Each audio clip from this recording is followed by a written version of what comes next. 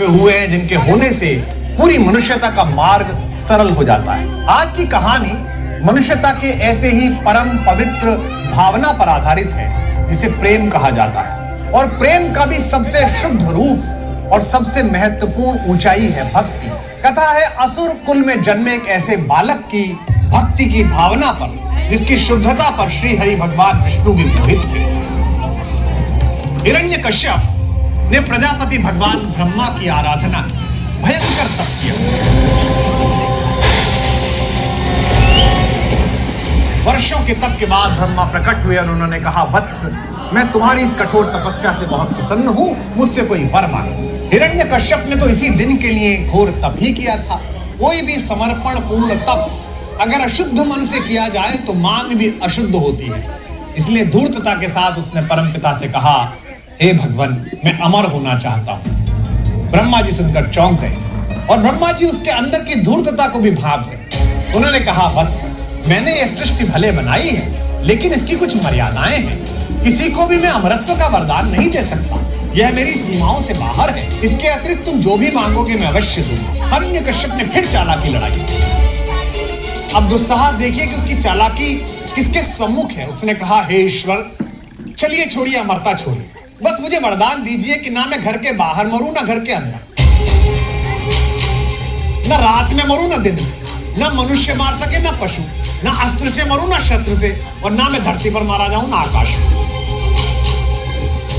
यानी कि अमरता का सारा काम। उसकी ये चालाकी देखकर भगवान मन ही मन मुस्कुराए और उन्होंने कहा, तथास्तु।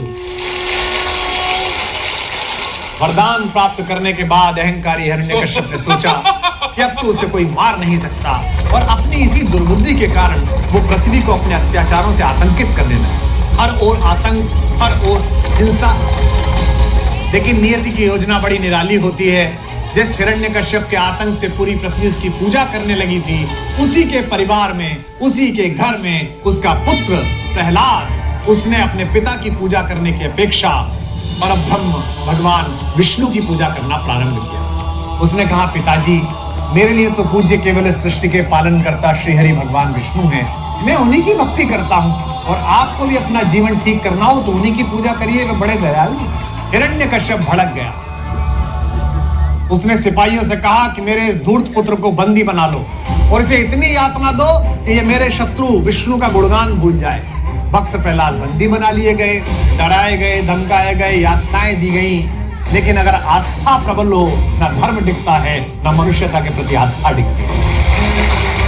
सिपाहियों ने सोच के लिए पहुंची कि हिरण्यकश्यप हमारा राजा अपने पुत्र प्रहलाद को इसलिए मारना चाहता है क्योंकि वो श्री हरि विष्णु का भक्त है। तो हिरण्यकश्यप की बहन थी होलिका।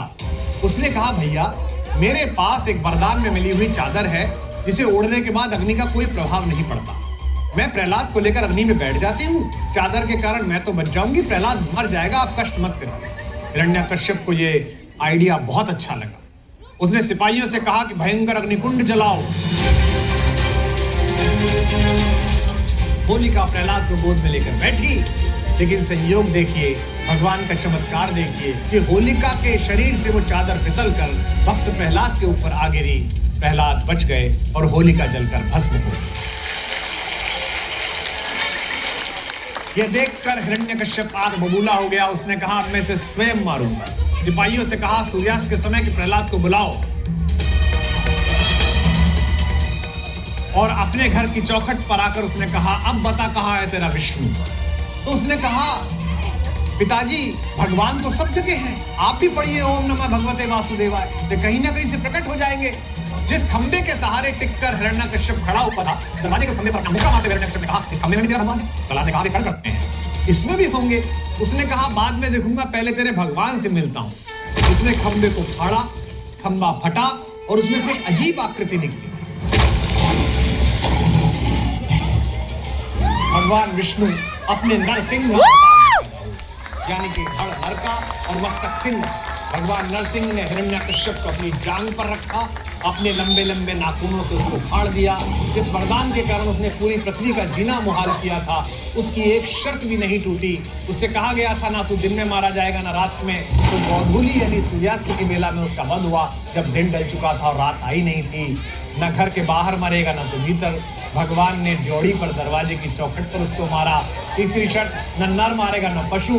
तो भगवान नरसिंह आधे नर थे आधे पशु, दोनों में से एक नहीं थे। न अस्त्र मारेगा न शस्त्र, इसलिए अपने नाखूनों से मारा। इस प्रकार दुनिया को एक बड़े आतताई से मुक्ति मिली। लेकिन इस कथा का सार क्या है? इस कथा का सार यह है कि आप चाहे कितने भी दुष्ट हो, लेकिन कर्म क्षेत्र में तपस्या करेंगे तो अंततः आपको सफलता मिलेगी। आप किस पृष्ठभूमि से आते हैं, किस कुल से आते हैं, आपकी हैसियत क्या है, इससे कोई प्रभाव नहीं पड़ेगा। आपको उस तपस्या का फल मिलेगा जैसा हिरण्यकश्यप को मिला। लेकिन अगर आपने उस ईश्वरीय तपस्या के फल का गलत उपयोग किया तो आप चाहे अपनी बुद्धि की कितनी भी धूर्तता का निवेश करो, अंततः आपकी वही गति होगी जो हिरण्यकश्यप की हुई।